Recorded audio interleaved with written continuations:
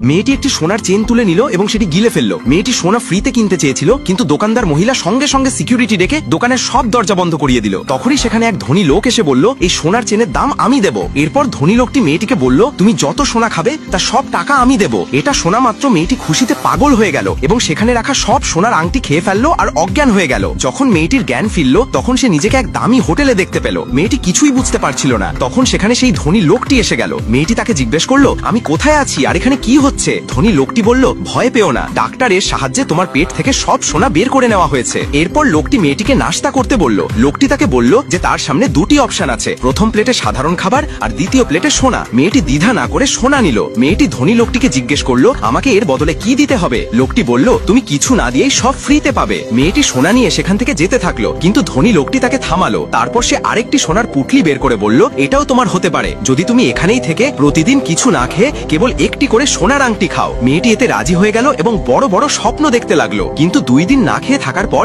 মেয়েটি লুকিয়ে কিছু খাওয়ার কথা ভাবলো। সে রাতে উঠে ফ্রিজ খুললো, কিন্তু তাতে কিছুই ছিল না। দুঃখিত হয়ে মেয়েটি ফ্রিজের দরজা বন্ধ করলো। তখনই বাড়ির নকর এসে গেল। নকরকে দেখে মেয়েটি ভয় পেয়ে গেল। ধনী লোকটি জানতো যে মেয়েটি লুকিয়ে খাবার খেতে চাইবে, তাই সে নকরকে নজরদারির জন্য রেখেছিল। তখন মেয়েটি নকরকে কিছু খাবার জন্য অনুরোধ করলো। নকর তার প্রতি দয়া করে তাকে একটি